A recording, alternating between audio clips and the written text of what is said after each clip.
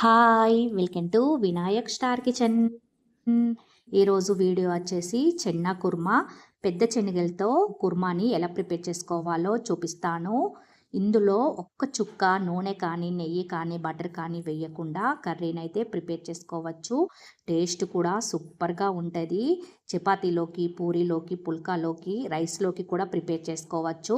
డైట్‌లో ఉన్నవారికి, బరువు తగ్గాలనుకునే వారికి ఇది చాలా బాగా యూజ్ అవుతుంది ఈ రెసిపీ. ఒక్కసారి ట్రై చేయండి. మీకు కూడా డెఫినెట్‌గా నచ్చుతది. ఇప్పుడు ఈ కర్రీని ఎలా ప్రిపేర్ చేసుకోవాలో ప్రాసెస్ ఏంటో చూద్దాం. నేనైతే ఇలా పెద్ద శనగలనైతే నైటు వాటర్ వేసుకొని అయితే నానబెట్టుకున్నాను. మార్నింగ్ చూడండి మనకి చక్కగా నానిపోయి ఉంటాయి. ఇప్పుడు వీటినైతే కుక్కర్‌లో వేసుకొని వాటర్ వేసుకొని వీటినైతే ఉడికించుకోవాలి. కానీ ఈ శనగలు ఉడికించుకునేటప్పుడు ఇందులోనే ఒక పెద్ద సైజు ఉల్లిపాయను కూడా చిన్నగా కట్ చేసి వేసుకోవాలి. ఆ తర్వాత ఒక 2 పెద్ద సైజు టమాటాలను కూడా కట్ చేసి వేసుకుంటున్నాను.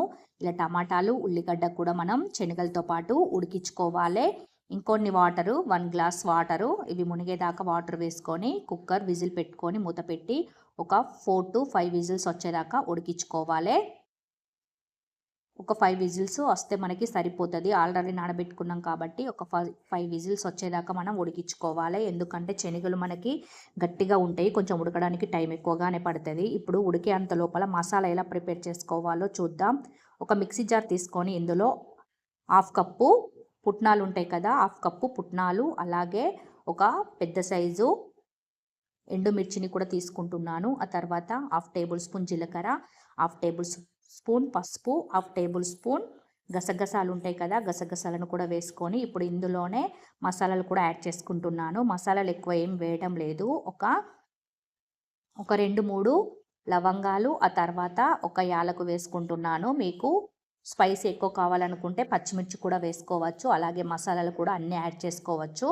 పిల్లలు తింటారు కాబట్టి నేను ఎక్కువ యాడ్ చేయడం లేదు. ఇప్పుడు మెత్తగా ఒకసారి గ్రైండ్ చేసుకొని కొన్ని వాటర్ వేసుకొని మెత్తగా పేస్ట్ లాగా గ్రైండ్ చేసుకొని అయితే పక్కన పెట్టుకోవాలి.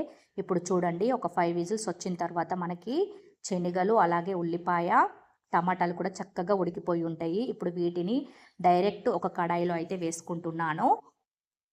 వాటర్తో సహా వేసుకోవాలి. ఇప్పుడు వేసుకొని ఒకసారి మిక్స్ చేసుకొని ఉడికించుకోవాలి. కొంచెం వేడయిన తర్వాత ఇప్పుడు ఇందులో నేను హాఫ్ టేబుల్ స్పూన్ పసుపు వేసుకుంటున్నాను. పసుపు ఆల్రెడీ మసాలా పేస్ట్లో వేసాం కాబట్టి పసుపు అనేది మీ ఆప్షనల్, కావాలంటే వేసుకోండి లేదంటే స్కిప్ చేయొచ్చు. ఇప్పుడు ఇందులోనే ఇంకొక 1 గ్లాస్ వాటర్ వేసుకుంటున్నాను. ఇది చిన్న కుర్మ కాబట్టి మనకి కొంచెం గ్రేవీ లాగానే ఉంటుంది కర్రీ కాబట్టి కొన్ని వాటర్ వేసుకొని ఆ తర్వాత ఇందులో రుచికి సరిపడా సాల్ట్ కూడా వేసుకుంటున్నాను. ఒక 2 టేబుల్ స్పూన్ సాల్ట్ వేసుకుంటున్నాను. సాల్ట్ మీరు శనగలు ఉడికించుకునేటప్పుడే సాల్ట్ కూడా యాడ్ చేసుకోవచ్చు. నేనైతే అప్పుడు యాడ్ చేయడం లేదు. ఇప్పుడు యాడ్ చేస్తున్నాను. ఇప్పుడు ఒకసారి మిక్స్ చేసుకొని దీన్ని ఒక 2 పొంగులు వచ్చేంత వరకు అయితే ఉడికించుకోవాలి. ఆల్రెడీ ఉడికించుకున్నాం కాబట్టి ఒక 2 పొంగులు వచ్చేంత వరకు ఉడికించుకొని ఆ తర్వాత గ్రైండ్ చేసి పెట్టుకున్న మసాలా పేస్ట్ కూడా ఇందులో యాడ్ చేసుకోవాలి. పేస్ట్ వేసిన వెంటనే మనకి ఇది చక్కగా గ్రేవీ లాగా వస్తుంది ఈ కర్రీ అయితే చూడండి. ఇప్పుడు ఒకసారి మిక్స్ చేసుకొని ఈ కర్రీనైతే దగ్గర పడేంత వరకు అయితే ఉడికించుకోవాలి.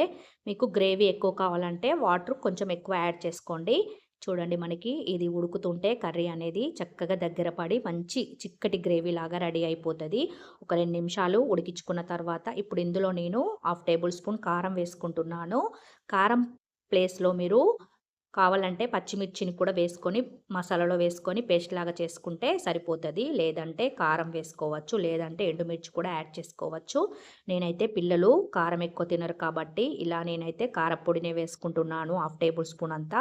ఇప్పుడు వేసుకొని ఒకసారి మిక్స్ చేసుకొని ఇంకొక నిమిషం పాటు ఉడికించుకుంటే మనకి చిన్న కుర్మా కర్రీ అయితే చక్కగా రెడీ అయిపోతుంది. ఇప్పుడు ఇందులో చిన్నగా కట్ చేసి పెట్టుకున్న కొత్తిమీర వేసుకొని ఒకసారి మిక్స్ చేసుకొని ఆ తర్వాత స్టవ్ ఆఫ్ చేస్తే సరిపోతుంది.